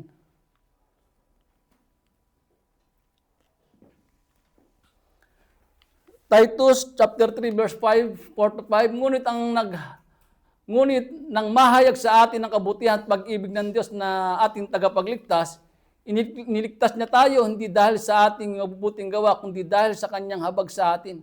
Tayo pinanganak na muli sa pamamagitan ng tubig, tayo rin ay binago ng Espiritu Santo. Yung Espiritu Santo po, Diyos din po yan, na siyang nangungusap pag tayo nahamali ng landas. Na siya'y nangungusap upang yung ating likong pamumuhay ay maging matuwid. Habang nandito tayo sa lupa, nadudumihan po tayo. Nakakagawa tayo na hindi nakalulugod sa Panginoon.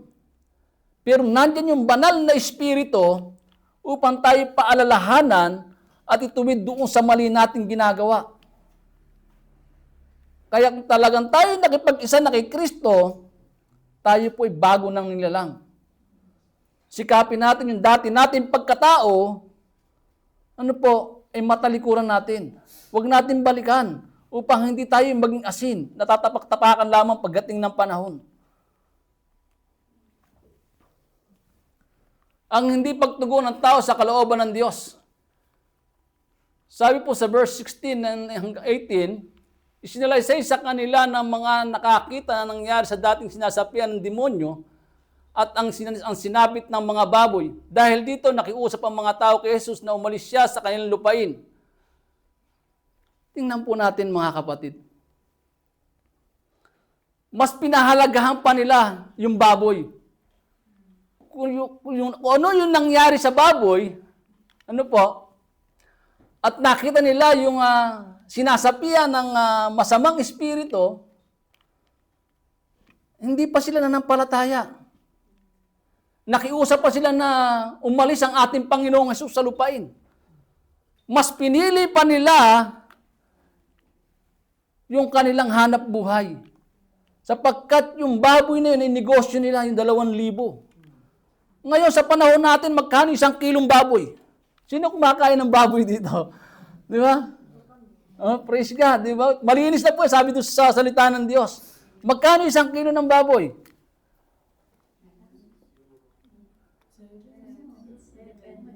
O 7, sa 1 kilo, ha? 2,000 yan. Pag ang bentahan kasi ng baboy, lalo sa Pilipinas, pag binenta mo, kailan 50 kilos, 60 kilos, 70 kilos. Sa Pilipinas, nag-search ako kung magkano kilo ng baboy yan, 380 to 400. Magkano isang baboy? Pagka halimbawa, 400 ang kilo. Sa isang baboy, timitimbang na 50 kilo. Ang laking halaga, di ba? Ganon din dito.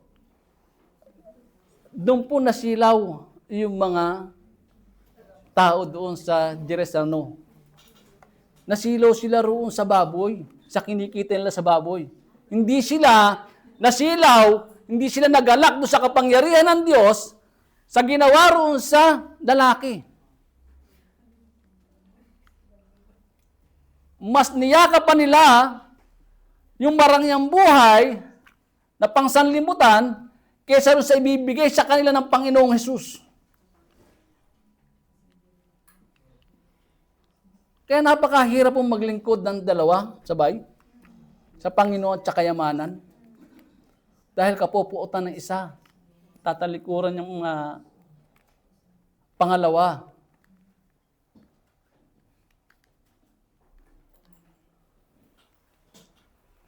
Ang sabi po dyan, walang alipin makapaglilingkod ng sabay sa dalawang Panginoon sapagkat kapupuotan niya ang isa at iibigin na ikalawa.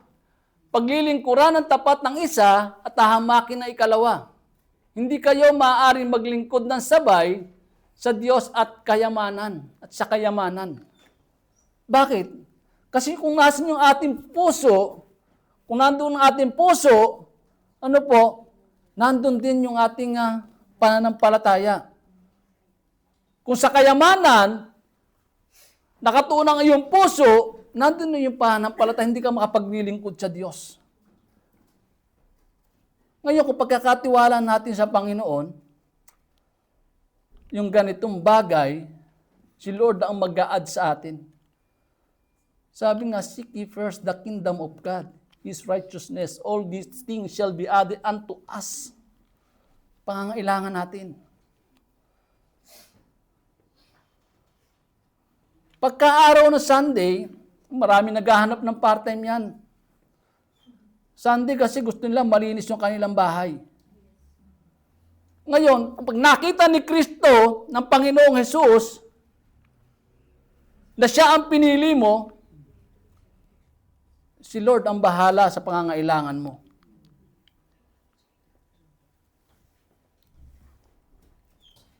Konti na lang po. Noong pong bago-bago ako, isa po ulit, kwento ko ulit sa buhay ko Bago-bago po, 7 months na po ako. Sabi ko sa asawa ko, ilang buwan na ako, wala pa akong trabaho kasi gusto ko siya matulungan. Kasi pag nanalangin ako, kaya ako dinala ng Panginoon dito upang makatuwang ko rin yung aking asawa. Kung ano yung... Natuwa ko kayo pag mapalakpak. Ako talaga pagka sa Panginoon, sa pamilya, emotional ako At narinig na asawa ko, ganun yung panalangin ko. Na Lord, wala pa akong trabaho. 6 months na ako. 6 months, di ba? Wala akong trabaho. Lord, wala pa akong trabaho. Alam ko, dinala mo ko rito, hindi upang maging pabigat sa asawa ko. Panalangin ko dinala mo ko rito upang makatuwang ako ng asawa ko. Lord, dumating yung trabaho, pati Sabado. Lord, wala na ako Sabado paglilingkod sa iyo Pagka himingi tayo sa Panginoon, mga kapatid, ikaw ang susuko. Sabi ko nga sa asawa ko, kaya mo ba? Sabi ko sa kanya, dapat mahal ang Sabat at Linggo para sa Panginoon. Kaya lang kung minsan, tinatawag ng panahon, mga kapatid. Kaya sabi ko, pagka dumating yung linggo at may trabaho pa, iwanan namin yung trabaho, sa Panginoon kami. Dahil mapalad tayo, bakit? Kasi meron tayong 6 na araw na binigyan Diyos para magtrabaho, kumain, iminum sa buhay natin. Isang araw lang ay hinihingi ng Panginoon. Nasambahin siya. Na magpuri tayo sa Kanya. Tapos masisilaw pa tayo katulad ng mga hentil na ito. Di po ba? Si Lord na ang bahala pag dumating yung linggo. na may tawag sa atin, si Lord na ang bahala doon pagkatiwala natin sa Panginoon ang ating pangangailangan. Amen po? Ang sabi po sa John, konting-konti na lang po para matapos natin. Ganito ang paghatol ng Diyos na parito sa libutan ng ilaw, ngunit inibig pa ng tao ang dilim. Kaya sa liwanag, sapagkat ang kanilang mga gawain ay masama. Kinasusukluman ng mga gumagawa ng masama ang mga ilaw, ni hindi lumalapit dito upang hindi mahayag ang kanilang mga gawa. Ngunit, ang namumuhay ayon sa katotohanan ay lumalapit sa ilaw upang maihayag na ang mga ginagawa niya ay pagsunod sa Diyos. Kaya po yung lalaki, ang sabi diyan, sa 18, nang sumakay na siya sa bangka, nakiusap ang dating sinasapian ng mga demonyo na si isama. Ganun yung pakikiusap niya. Pero may mas magandang plano ang Panginoon sa kanyang buhay. Kung bakit siya hindi sinama nito. Wala. Binalikan ko lang po yun. Sabi diyan sa John, chapter 1, verse 10 to 11, dumating ang salita sa sanlibutan, ngunit hindi siya kinilala ng sanlibutan ito, na nilikas pa ang magitan niya. Pumunta siya sa kanyang bayan, ngunit hindi siya tinanggap ng sarili niyang kababayan. Yun po yung alam na ng tao, kung ano yung ginagawa ng Panginoon, hindi pa naman kasi ayaw talaga nila sa liwanag. Gusto nila doon sa buhay na makasalimbutan. Sabi nila, pagka born again ka, maraming bawal. Diba? Magpasalamat tayo. Pag tinawag tayo ng Panginoong Yesus bilang born again kasi gusto niya maalis ang lahat sa buhay natin na hindi naayon sa kanyang kalooban. Yun lang hindi ka naninigarilyo, napakalaking tulong sa katawan. Yun lang hindi ka nagsusugal, napakalaking tulong sa buhay mag-asawa, mag-anak. Diba?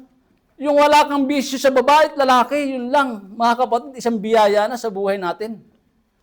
Pagkat nakatuon tayo doon sa binigay sa atin ng Panginoon na kapatner, na siya yung makakasama natin sa hirap at ginhawa. Siya yung makakatulong natin sa gawain ng Diyos.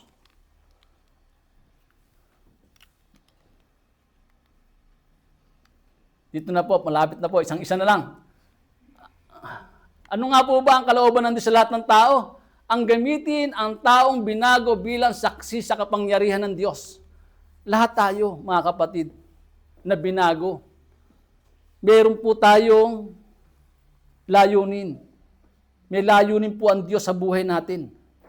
Kung bakit niya tayo binago. Upang maging buhay na patotoo, mga kapatid.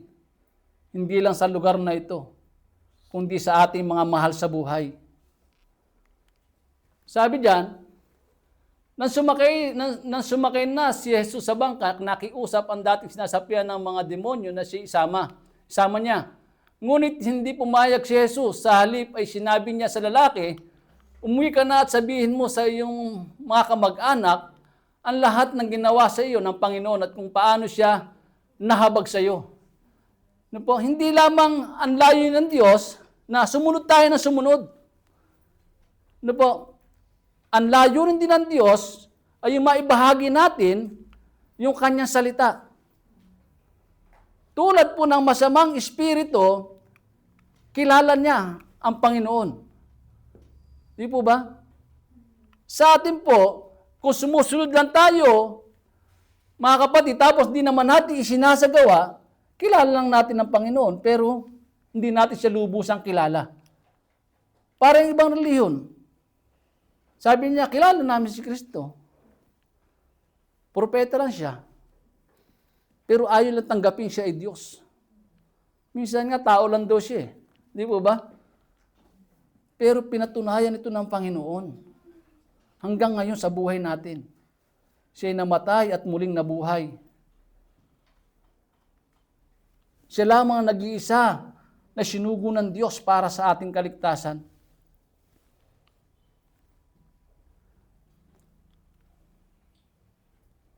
Ang sabi diyan, umuwi ka na at sabihin mo sa iyong mga kamag-anak ang lahat ng ginawa sa iyo ng Panginoon. May misyon ang bawat isa sa atin. Hindi lamang sa ating mga kamag-anak. Bakit niya sinama? Kasi napaka makapangyarihan na ikaw nangyari sa iyo, sa buhay mo, yung ganitong pangyayari, tapos ikaw yung magpapatotoo. Ibig sabihin, hindi chismis yun.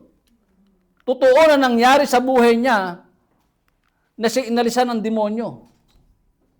Kaya pag siya ang nagsabi ng pangyayaring iyon, at alam na matigaron nangyari sa kanya, mas maraming mananampalataya sa Diyos. Kaya napakahalaga ng pananampalataya natin. Sabi ko po sa aking asawa, kwento po ulit. Tatapos na tayo sa kwento ha. Sabi ko sa asawa ko, may gift ang church na ito, healing and giving. Marami nang ginawa ang church na ito kahit nasa Riyadh ako. Narinig ko kwento ng aking asawa, si tita na ospital, di ba? Marami. Yung panalangin namin doon, pagka sinasabi ng aking asawa, makikita mo yung revelation ng Panginoon kung ano yung gift ng church na ito. Kaya huwag tayong malulungkot pagka konti lang tayo. Habang tayo konti, mas lalo tayo nagpupuri sa Panginoon. Hindi nakikita sa dami yan. Nakikita yan sa pagdalo natin at pagsunod sa Panginoon. Huwag tayong malungkot dahil kukonti tayo. Sapagkat sabi ng Panginoon, kung saan 2, 3 ang nagkakatipon sa kanyang pangalan, siya ay narito sa ating kalagitnaan. Last verse, umalis ang lalaki at pinamalita sa buong Decapolis ang ginawa sa kanya ni Jesus at namangha ang lahat na nakarinig noon.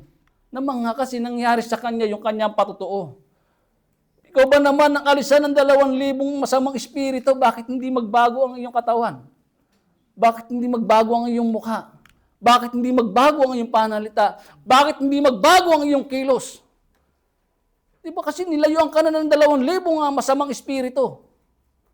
Ngayon, pagka hindi pa natin nababago ang ating sarili, bitimingin tayo sa lamin, baka nandun pa yung 2,000 masamang espiritu, mga kapatid. Yung Decapolis po, malaking region po ito. Opo. Malaking region po ito. Yung malaking region na ito, kung paano namangha sa Panginoong Hesus at kimilala yung mga tao doon dahil sa testimony ng masamang inaalihan ng masamang espiritu. Lahat natin may misyon, tinawag ng Panginoon. Ang sabi po sa Acts chapter 1 verse 8, subalit tatanggap kayo ng kapangyarihan pagkaba sa inyo ng Espiritu Santo at kayo magiging mga saksi ko sa Jerusalem, sa buong Judea at Samaria at hanggang sa dulo ng daigdig. Hindi lang sa Greece. Tayo gagamitin, hindi lang sa Saudi Arabia, hindi lang sa Riyadh na pinanggalingan ko. Hindi lang sa lugar na ito. Kung may plano ka pang pumunta sa ibang lugar, ipanalangin mo, baka doon ka gagamitin ng Panginoon. Sapagkat yan ang layunin niya. Yung tayong maging buhay na saksi sa kapangyarihan ng Diyos. Matthew 28, verse 18 to 20, lumapit si Jesus at sinabi sa kanila, binigay na sa akin ang lahat ng kapangyarihan sa langit at sa lupa. Kaya't habang kayo mahayo, gawin ninyong alagad ko ang mga tao sa lahat ng bansa. Saan daw? Sa lahat ng bansa. Hindi lamang sa Greece, hindi lamang sa Riyadh, hindi lamang sa Pilipinas. Kung saan tayo dali ng ating mga panyapak. Pagka meron tayong pagkakataon na magbahagi dun sa loob ng bus, magbahagi po tayo. Mga kapatid. Pag binigyan tayo ng pagkakataon, may nakakwentuhan tayo sa bus, i-share na natin yung salita ng Diyos. Ipahayag na natin yung kapangyarihan ng Diyos na kaya siyang baguhin, kaya ibigay ni Diyos ng pangangailangan niya.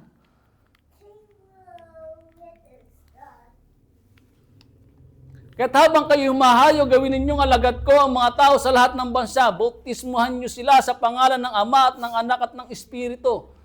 Turuan niyo silang sumunod sa lahat na inuutos ko sa inyo. Tandaan ninyo, ako'y laging kasama ninyo hanggang sa katapusan ng panahon. Siya po yung kasama natin. Siya po yung mag-iingat sa atin habang tayo nasa ibabaw ng lupang ito. Kahit yan tayo makarating kung nasa atin si Kristo, kasama natin siya. Ngayon, kung hindi natin isasama si Kristo sa ating paglalakbay, sa paglalayag natin, kung saan man tayo dadalhin, malamang ang madampot natin na iba, masamang espiritu. Pagka inalisan po ang katawan ng isang espiritu at hindi tayo nagbago, bumalik tayo dun sa dati, mas marami pang masamang espiritu na papasok sa atin. Nasa Biblia po yan, mga kapatid. At bilang pagkatapos, tayo po tayo. Tayo po ay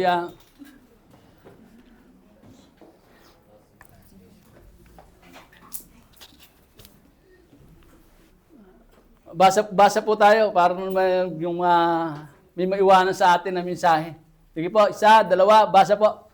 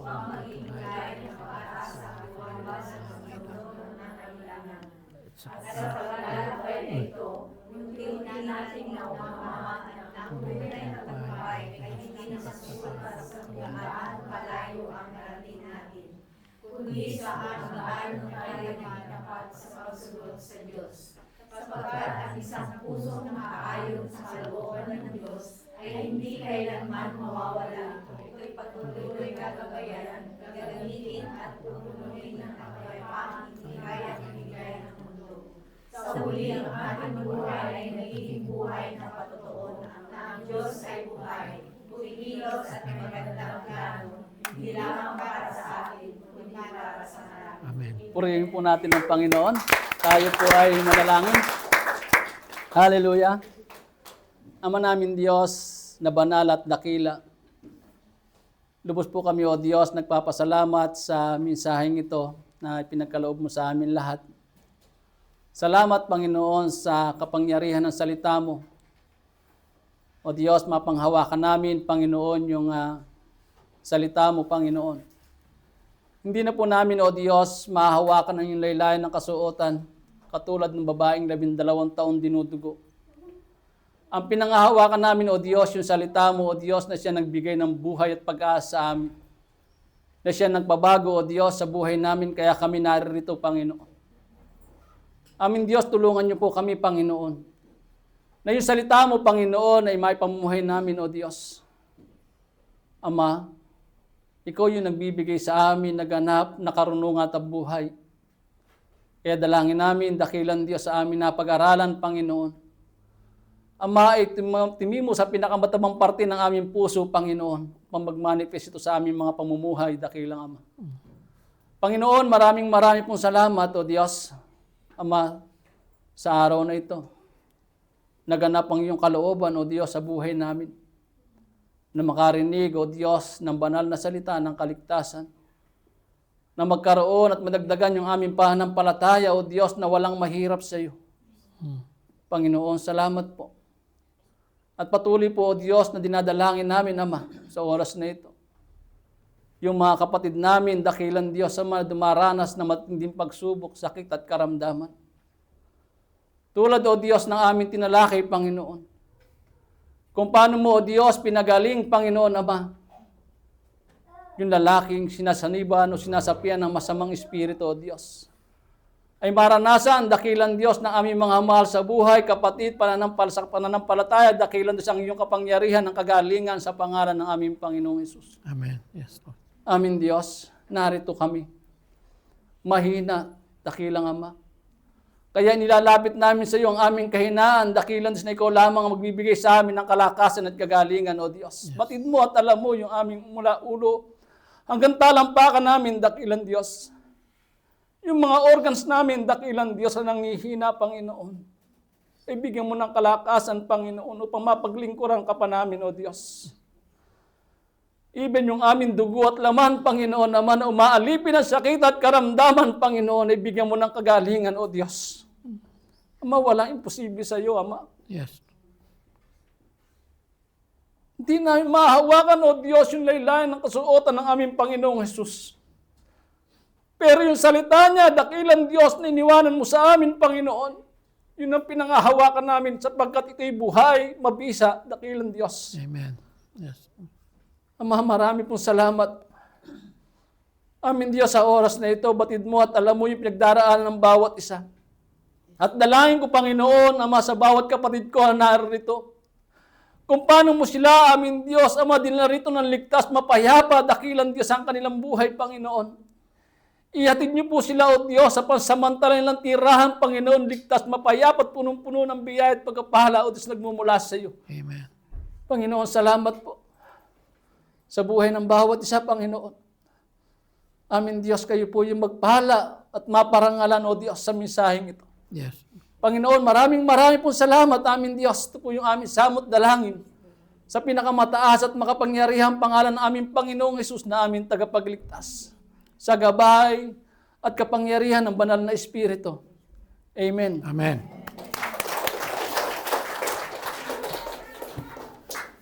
Let us bow our head and receive the blessing. With the grace of God the Father, the love of Jesus, our Lord and Savior, the fellowship of the Holy Spirit be with you all. Let us go out and be a living testimony of God's goodness. And God bless us all in the name of Jesus. Amen. Let us pray for the food. Maraming salamat, O Diyos, sa napaka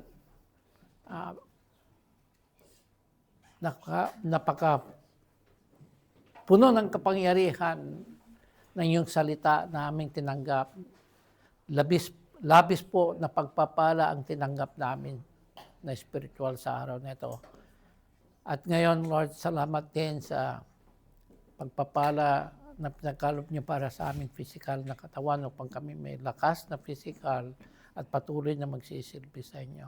Pagpalain niyo po ang mga kamay na naghanda sa mga pagkain na ito at basbasan po ninyo ang mga pagkain na ito upang ang purpose na pinagkaloob niyo po ay aming matatanggap. Magkakaroon kami ng lakas, nourishment at saka kagalingan physical, Lord. In Jesus' name. Amen. Amen.